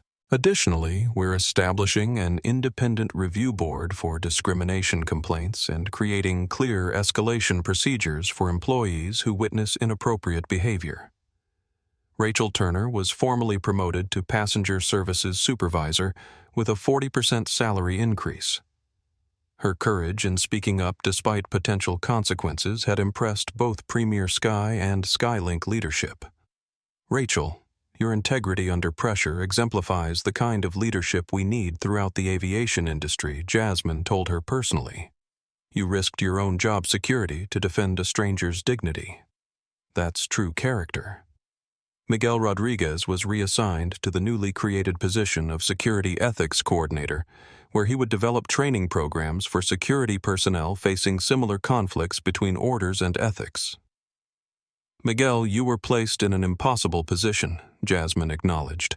"Your hesitation to blindly follow inappropriate orders shows good judgment. Now we'll use your experience to help other security professionals navigate similar situations." Elena Martinez received a promotion to Customer Experience Director with specific responsibilities for implementing passenger advocacy programs and bias prevention initiatives. "Elena, your courage in finally speaking up changed everything," Jasmine said. "Your new role will ensure that other employees feel empowered to challenge discrimination when they see it." James Mitchell was offered a position as aviation industry liaison for Premier Sky's new equality initiative, allowing him to use his respected position in the pilot community to promote anti-discrimination efforts across the industry. "Captain, your professional leadership during this crisis demonstrated exactly the kind of character we need in positions of influence," Jasmine explained. Sofia Herrera's live-stream documentation of the incident had become the most watched workplace discrimination video in Internet history. News organizations were offering substantial sums for exclusive interviews and follow-up content. "Sophia, your real-time documentation ensured that the truth of what happened couldn't be denied or minimized." Jasmine thanked her. You gave voice to an injustice that might otherwise have been hidden. David Park was invited to join Premier Sky's newly formed Passenger Rights Advisory Board, bringing his business consulting expertise to bear on organizational change initiatives. David, your willingness to speak up as a bystander made a crucial difference, Jasmine acknowledged. Discrimination persists partly because good people stay silent. You chose to use your voice for justice. The Federal Aviation Administration announced they would be conducting a comprehensive review of passenger rights policies at all private aviation facilities, using the Premier Sky incident as a catalyst for industry-wide reform. This incident has highlighted gaps in our oversight of customer service standards at private terminals, explained FAA Administrator Jennifer Chen. We'll be implementing new requirements for anti-discrimination training and complaint resolution procedures. Victoria Langford's professional destruction was swift and complete. Within hours of her termination, her access to industry databases was revoked, her professional certifications were flagged for review, and her reputation in aviation circles was permanently damaged. Airport authority personnel confirmed that charges would not be filed against Victoria, but her behavior would be documented in industry databases that airlines consult when screening potential employees. Ms. Langford's career in aviation is effectively over-explained Airport Authority Director Stevens. While criminal charges aren't warranted, no responsible airline will risk hiring someone with this kind of documented discrimination incident. The financial implications for Skylink Airlines extended beyond immediate crisis management costs. The company's partnership agreement with Premier Sky Terminal included behavior clauses that Victoria's actions had potentially violated, putting hundreds of millions of dollars in revenue at risk. We're reviewing all aspects of our partnership to ensure incidents like this never threaten our business relationship again, Skylink's CFO explained to worried investors. Civil rights organizations reached out to Jasmine, recognizing the incident as a significant moment in workplace discrimination awareness. Ms. Brooks's dignified response to such treatment has created an opportunity for meaningful dialogue about bias in service industries, said Dr. Angela Washington, president of the National Civil Rights Coalition. The immediate consequences rippled through multiple organizations, changing policies, procedures, and personnel practices in ways that would be felt for years to come. Premier Sky Terminal implemented new policies requiring all partner airlines to complete enhanced bias training before their employees could work in the facility. This incident has strengthened our resolve to create a truly inclusive environment, Jasmine announced. We're not just punishing bad behavior, we're proactively building systems to prevent it. The transformation was swift, decisive, and comprehensive, touching every aspect of operations at one of the country's most prestigious private aviation facilities. The Premier Sky Terminal discrimination incident became a global phenomenon within 12 hours of Sofia Herrera's initial live stream. Major news networks across 6 continents featured the story as their lead item, while social media platforms struggled to handle the unprecedented volume of shares, comments, and reactions. This is the discrimination incident that finally broke through the noise, explained CNN's social media correspondent during a primetime analysis. The combination of clear video documentation, multiple credible witnesses, and the shocking revelation of the victim's identity created perfect conditions for viral spread. The hashtag Premier Sky Scandal had been shared over 50 million times across all platforms, making it one of the most viral workplace discrimination incidents in Internet history. The video footage was being analyzed in corporate boardrooms, law schools, and diversity training sessions around the world. Jasmine Brooks appeared on 3 major network morning shows, using her platform to discuss broader issues of bias and discrimination in service industries. This incident wasn't about me personally, she emphasized during her interview with CBS this morning. This was about a pattern of assumptions and prejudices that affect countless people who don't have the resources or platform to fight back. We need to address the underlying biases that create these situations. Sofia Herrera's documentation of the incident had transformed her from a lifestyle influencer into a social justice advocate overnight. Her follower count had grown from 50,000 to over 3 million, and major networks were offering her contributor positions. I never expected to become the person documenting one of the most significant discrimination incidents of our time, Sofia said during her appearance on The View. But I'm grateful I was there to capture the truth and ensure Ms. Langford's behavior couldn't be denied or minimized. Victoria Langford had declined all interview requests and was reportedly staying with family members while considering her next steps. Legal experts noted that while criminal charges weren't likely civil rights violations, could expose her to significant financial liability, Ms. Langford's behavior was so clearly inappropriate and well documented that any competent attorney would advise her to avoid public statements, explained employment law specialist Dr. Michael Roberts during a Fox News interview.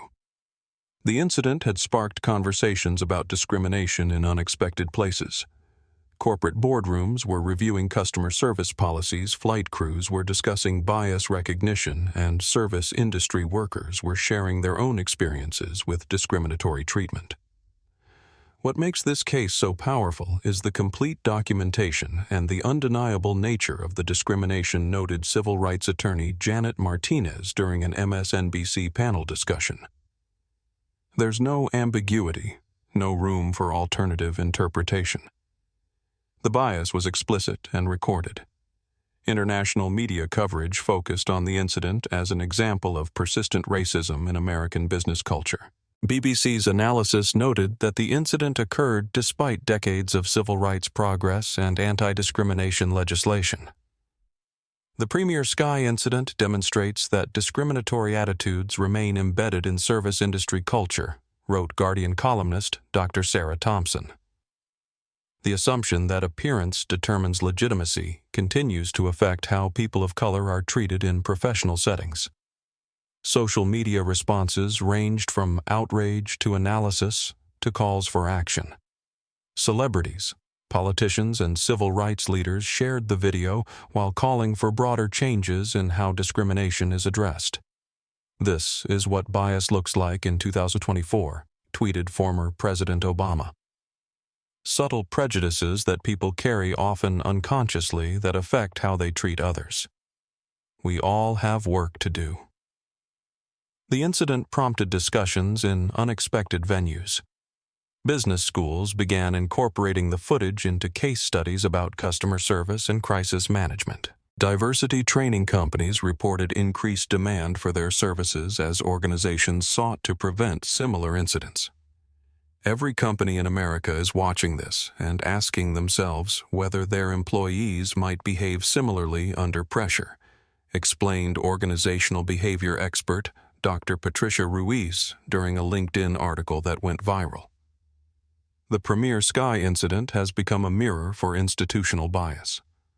Public response was overwhelmingly supportive of Jasmine's dignified handling of the situation and critical of Victoria's discriminatory behavior. Online fundraising efforts to support civil rights organizations raised over $2 million in the incident's aftermath. The public response demonstrates that people recognize discrimination when they see it clearly documented, noted polling expert Dr. James Wilson. This incident has created rare consensus across political and demographic lines. The aviation industry was conducting its own internal reckoning, with airline executives meeting to discuss industry-wide policy changes and training improvements. This incident has forced our entire industry to confront uncomfortable truths about how we treat passengers, admitted Airlines for America spokesperson Dr. Linda Chang during a trade publication interview. Educational institutions began incorporating the incident into curricula about bias discrimination and professional conduct. Law schools, business programs, and communication studies departments recognized the case as a significant real-world example of institutional prejudice. This incident will be studied for years as an example of how unconscious bias manifests in professional settings, predicted academic researcher Dr. Robert Kim during a university symposium on the case. The media coverage had transformed a single incident into a national conversation about dignity, respect, and equality in professional interactions. The sustained attention ensured that the lessons of Premier Sky Terminal would resonate far beyond the aviation industry. Public support for Jasmine Brooks remained consistently high, with polling showing broad approval for her measured response and calls for change rather than personal revenge. Ms. Brooks has handled this situation with remarkable grace and wisdom, noted public opinion researcher Dr. Maria Santos. Her focus on prevention rather than punishment has resonated with people across demographic and political lines. The incident's impact on public consciousness was undeniable, creating lasting awareness of how discrimination operates and the importance of bystander intervention in challenging prejudice. 3 months after the Premier Sky Terminal incident, the transformation of policies and practices throughout the aviation industry was comprehensive and unprecedented. Jasmine Brooks had leveraged the global attention from Victoria Langford's discriminatory behavior to implement wide-reaching reforms that extended far beyond a single terminal or airline. Premier Sky Terminal underwent complete reorganization of its customer service protocols. Every employee, from executives to maintenance staff, completed a 40-hour bias recognition and prevention training program developed in consultation with civil rights organizations and academic experts. "We're not just updating policies," Jasmine explained during a facility-wide meeting. "We're transforming the culture. Every person who works here needs to understand that dignity and respect aren't privileges to be earned, they're rights to be protected." The new Universal Dignity Protocol required all employees to treat every passenger with identical respect, regardless of appearance, clothing, or assumptions about economic status. Staff members were empowered to intervene when they witnessed discriminatory behavior, with specific protections against retaliation for speaking up. Rachel Turner, now Passenger Services Supervisor, led the implementation of peer accountability programs where employees regularly discussed bias incidents and prevention strategies. "We practice scenarios where someone might make incorrect assumptions about passengers," Rachel explained to new trainees. "Everyone learns to recognize their own potential biases and develop skills for interrupting discrimination when they see it." Skylink Airlines implemented industry-leading anti-discrimination policies across all operations, not just at Premier Sky Terminal. The company invested $15 million in training programs, oversight mechanisms, and cultural transformation initiatives. CEO Robert Harrison personally oversaw the development of the Respectful Skies initiative, which included mandatory bias training for all employees, independent review boards for discrimination complaints, and regular audits of customer service practices. "The Premier Sky incident was a wake-up call for our entire organization," Harrison acknowledged during a company-wide video conference. "We discovered that our existing training was insufficient, and our oversight mechanisms were inadequate." Miguel Rodriguez's new role as Security Ethics Coordinator proved crucial in addressing one of the incident's key lessons: how security personnel should respond when receiving inappropriate orders from supervisors. Security staff often face pressure to follow orders without questioning the underlying reasoning, Miguel explained during a training session. "We're teaching people to recognize when requests violate passenger rights and how to escalate concerns appropriately." The Federal Aviation Administration used the Premier Sky case to justify new regulations requiring anti-discrimination training at all private aviation facilities. The Brooks Protocol, named after Jasmine, became the industry standard for passenger rights protection. This incident demonstrated significant gaps in our oversight of customer service standards, explained FAA Administrator Jennifer Chen during congressional testimony. The new regulations ensure consistent protection for passenger dignity across all aviation facilities. Elena Martinez's Customer Experience Director position focused on creating passenger advocacy programs that had been missing from previous operations. "We established direct reporting channels for discrimination concerns," Elena explained. "Passengers can report problems in real time through multiple platforms, and every complaint receives immediate investigation by trained personnel." The terminal implemented anonymous feedback mechanisms, regular passenger surveys, and community advisory boards that included civil rights advocates and discrimination law experts. James Mitchell's aviation industry liaison role facilitated collaboration between Premier Sky and other aviation organizations to share best practices and coordinate reform efforts. The pilot community has significant influence throughout aviation, James noted. We're using that credibility to promote equality initiatives at airlines, airports, and training facilities nationwide. Sofia Herrera parlayed her documentation of the incident into a platform for broader social justice advocacy. Her expanded following allowed her to highlight other discrimination cases and support victims who lacked her reach and resources. The Premier Sky incident taught me that social media platforms come with responsibility, Sofia reflected. I'm using my voice to amplify other stories that might otherwise go unheard. David Park joined Premier Sky's Passenger Rights Advisory Board, bringing business consulting expertise to organizational change initiatives. The board included representatives from civil rights organizations, academic institutions, and passenger advocacy groups. Sustainable change requires measurement and accountability, David explained during board meetings. We're developing metrics that track not just complaint resolution, but cultural transformation indicators. The advisory board established annual reviews of discrimination, prevention, effectiveness with public reporting of incident rates, training completion statistics, and passenger satisfaction surveys specifically addressing dignity and respect. Universities across the country began incorporating the Premier Sky case into business ethics, organizational behavior, and civil rights curricula. Harvard Business School developed a comprehensive case study examining the incident's lessons for corporate culture and crisis management. This case demonstrates how individual bias can escalate into institutional crisis, explained Harvard professor Dr. Angela Richardson. Students learn about the financial, legal, and reputational costs of discrimination while studying effective response strategies. The incident prompted creation of industry-wide databases for tracking discrimination complaints and sharing prevention strategies between organizations. Airlines could access anonymized data about bias incidents and learn from other companies' experiences. Other private terminal operators voluntarily adopted Premier Sky's Universal Dignity Protocol, recognizing the competitive advantage of superior customer service standards. Discrimination is bad business, noted industry consultant Dr. Robert Martinez. The Premier Sky model demonstrates that inclusive practices improve both passenger satisfaction and operational efficiency. Civil rights organizations used the incident to advocate for stronger federal protections against service industry discrimination. The case became a focal point for legislative efforts to expand anti-discrimination laws.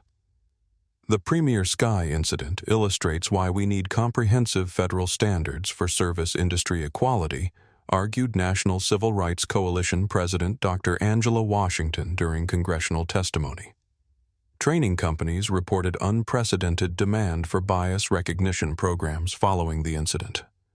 Organizations across multiple industries sought to prevent similar viral discrimination incidents. The incident's financial impact on Skylink Airlines, including crisis management costs, training investments, and potential partnership risks, became a business school case study about the economic consequences of discrimination. Companies now understand that bias incidents can cost millions in direct expenses, plus immeasurable reputational damage, noted business journalist Patricia Wong in Fortune magazine. Premier Sky Terminal's transformation became a model for inclusive business practices, attracting passengers who specifically chose the facility because of its commitment to equal treatment. We've turned a crisis into a competitive advantage, Jasmine observed during an industry conference presentation. Inclusive practices don't just prevent discrimination, they create superior customer experiences that drive business success. The comprehensive changes implemented in response to the Premier Sky incident created lasting transformation throughout the aviation industry, demonstrating how viral discrimination incidents could catalyze positive organizational and cultural change. 6 months after the Premier Sky Terminal incident, the personal journeys of everyone involved had taken dramatically different paths, illustrating how moments of moral testing can fundamentally reshape individual lives and careers. Rachel Turner's transformation from junior gate agent to passenger services supervisor represented more than just a career advancement. It marked her evolution into a confident advocate for equality and justice in the workplace.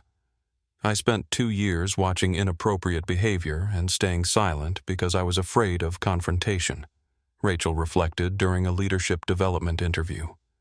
That incident taught me that silence in the face of injustice is its own form of complicity. Rachel's new role involved training other employees on bias recognition and bystander intervention. She'd developed a reputation as someone who could handle difficult customer service situations with both professionalism and genuine empathy.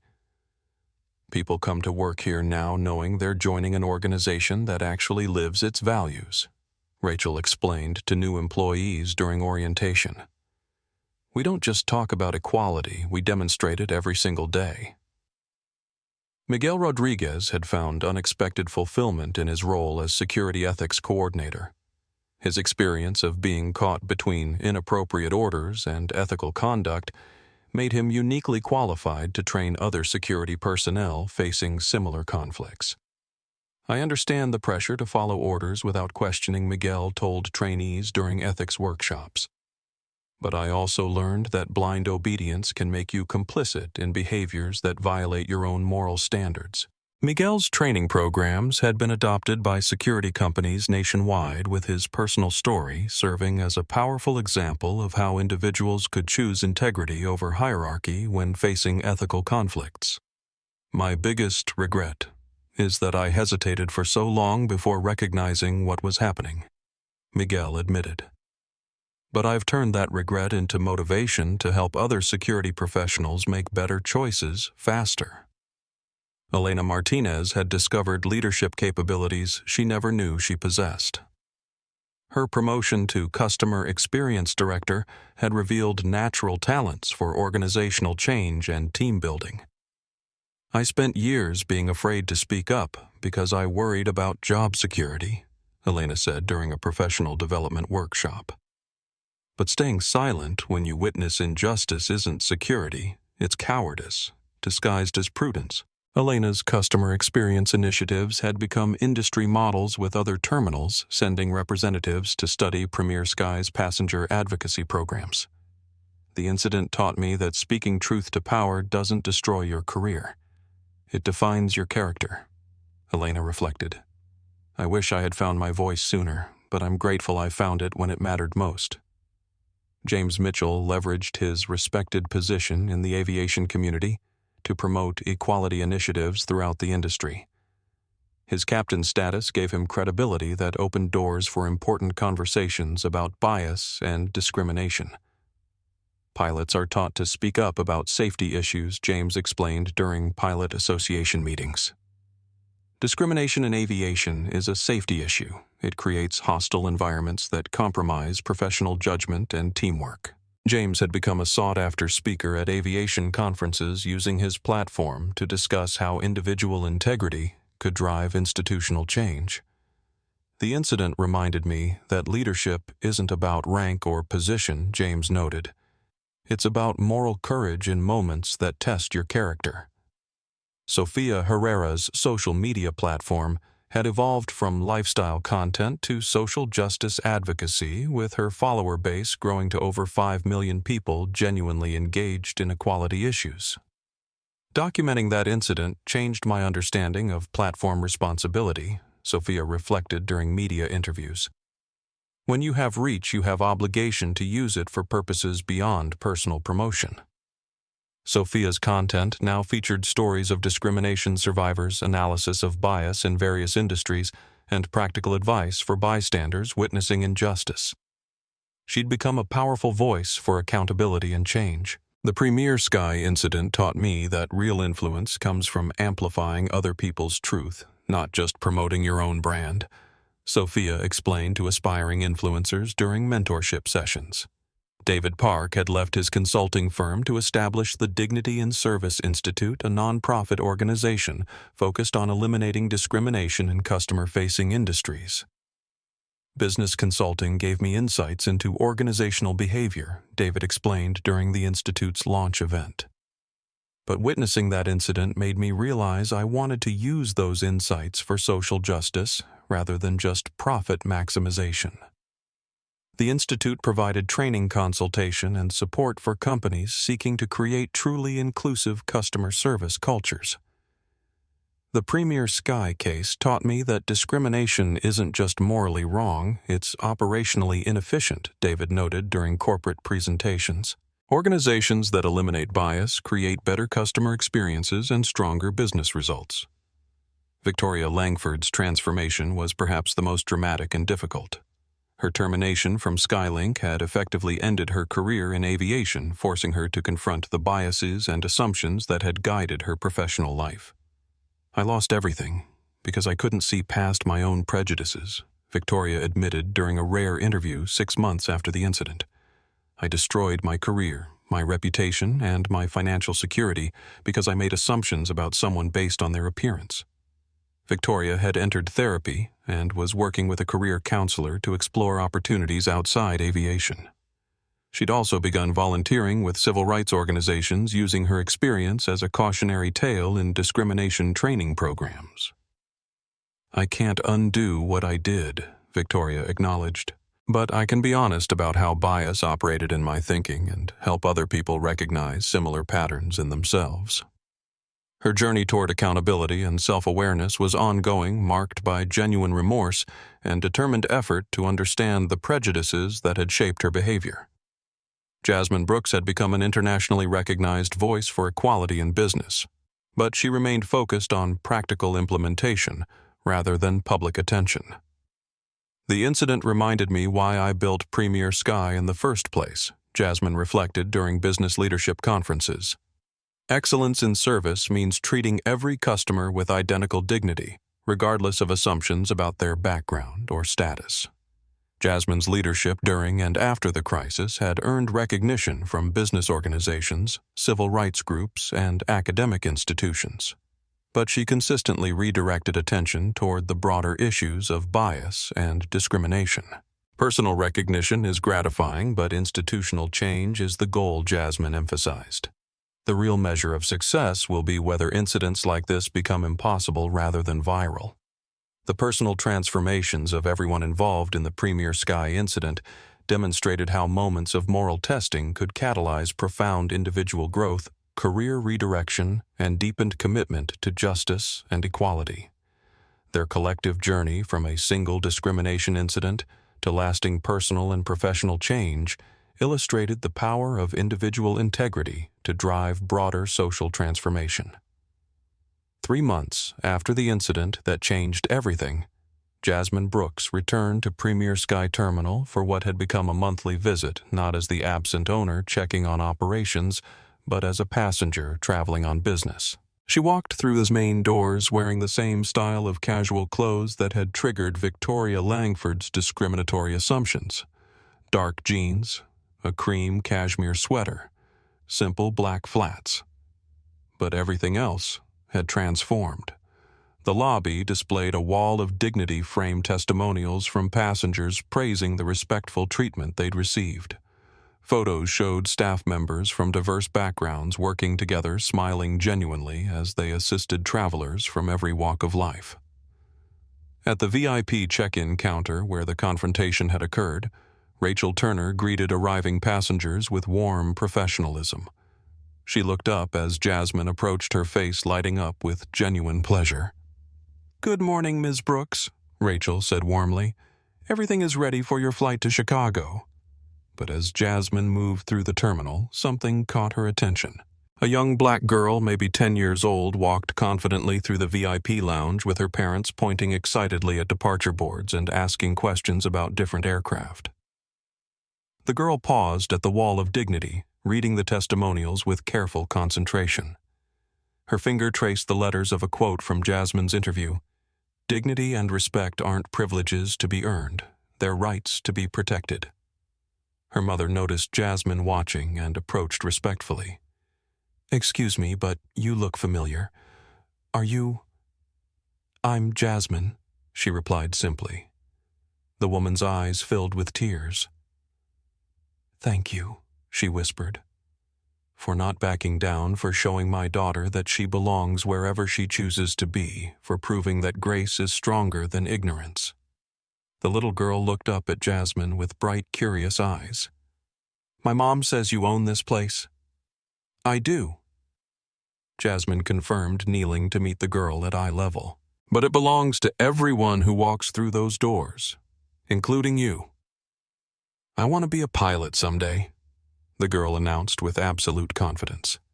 "Then you will be," Jasmine said simply. "And you'll fly in a world where no one questions whether you belong in the cockpit."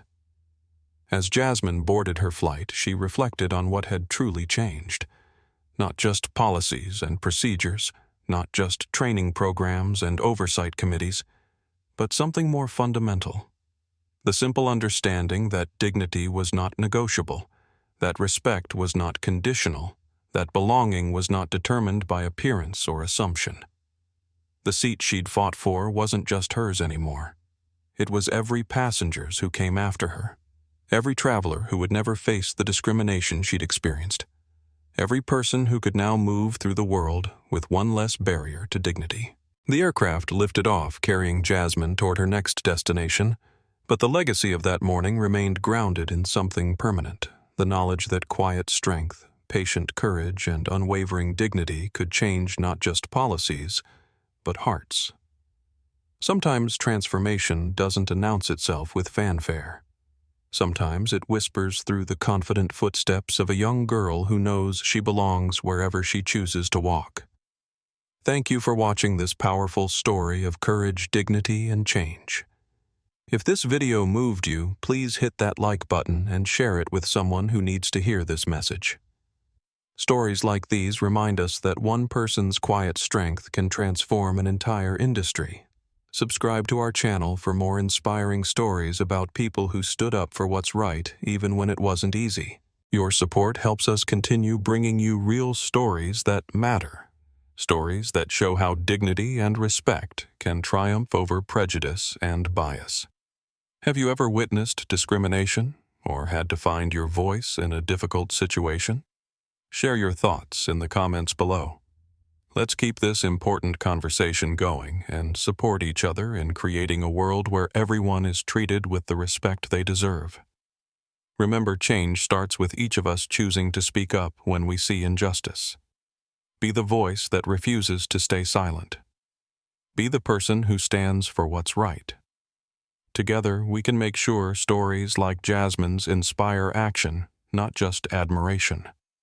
Like, subscribe, and share this video to spread awareness about the power of dignity in the face of discrimination. Until next time, keep standing for justice, keep speaking your truth, and never underestimate the impact one person can have on changing the world.